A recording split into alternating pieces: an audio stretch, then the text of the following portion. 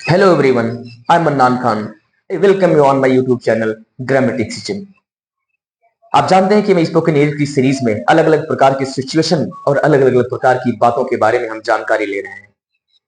एक सीरीज हमारी habit formation खत्म हुई, दूसरी सीरीज हमने स्टार्ट किया है कि कारण बताने वाली बातें।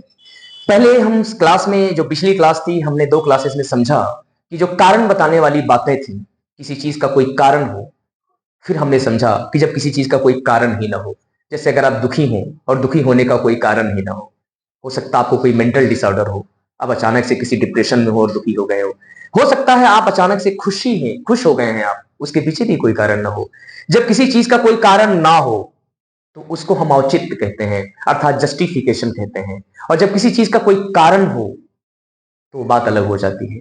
ऐसे 2 शब्दों को हम आपके सामने लिखने जा रहे हैं, जैसे कि मैं लिखता हूं कॉज, CAUSE, कॉज ऑफ। दूसरा शब्द है CAUSE, कॉज फॉर।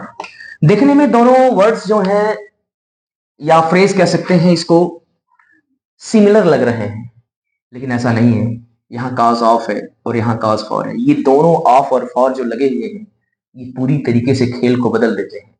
जो कॉज ऑफ है ये रीजन बताता है, ये रीजन बताता है, अर्थात ये कारण बताता है, कारण बताता है जब किसी चीज के पीछे कोई कारण हो। लेकिन यहां पर जो कॉज फॉर है ये आपको जस्टिफिकेशन बताता है।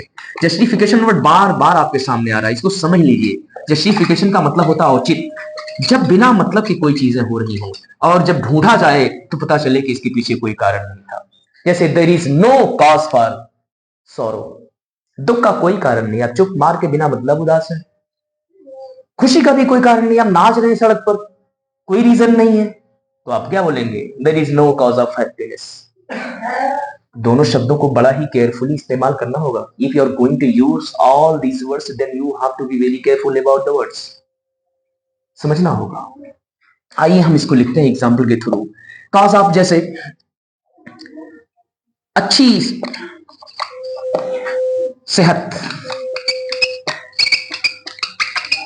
उसके व्यक्तित्व का, व्यक्तित्व का मतलब होता है पर्सनालिटी, जो इंसान बोलने में या देखने में या जिसकी लैंग्वेज सब कुछ मिला जुला कर ओवरऑल जब हो जाए तो वो व्यक्तित्व हो जाता है, अच्छा हो। वो अच्छा इसलिए है क्योंकि उसकी अच्छी सेहत है, तभी वो अच्छा है। इसको कैसे लिखेंगे? देखिए यहाँ कारण है, 2 चीजें हैं, एक तो अच्छी सेहत और दूसरे अच्छा व्यक्तित्व। कैसे लिखेंगे? अच्छी सेहत, good health, good health is the cause of his personality. आपने देखा कि यहां शब्द आया है द कॉज ऑफ।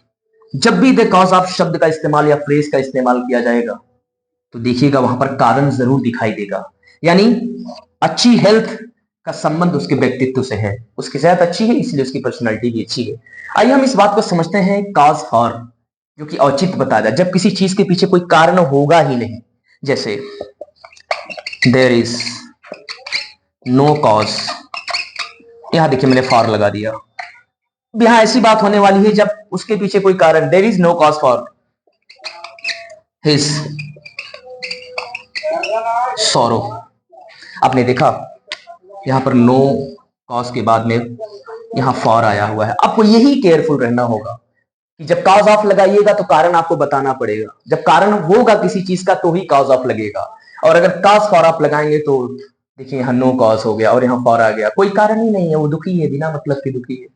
मुझे लगता है कि आप मेरी क्लासेस को रेगुलर देख रहे होंगे, मेरे साथ अगर आप निश्चित तौर पर बने रहेंगे तो definitely I will keep my promise, मैं अपने वचन को निभाऊंगा और आपके सामने ऐसे ऐसे स्ट्रक्चर लाकर प्रस्तुत करूंगा जो बिना किसी शॉर्टकट के, शॉर्टकट तो कोई दुनिया में नहीं है। कहा जाता है कि शॉर्टकट का, किसी भी सफलता का कोई शॉर्टकट तरीका नहीं होता है। आपको थोड़ा सा हार्ड वर्क करना होगा, स्मार्ट वर्क करना होगा, लगातार प्रैक्टिस करना होगा। हम आपको बहुत सारी बातें बताने वाले हैं, मेरी क्लास में लगातार जुड़े रहें, मेरे मेरे अपने फीडबैक के द्वारा लगातार मेरे हौसले को बढ़ाते रहें। Thanks for watching my class, thank you.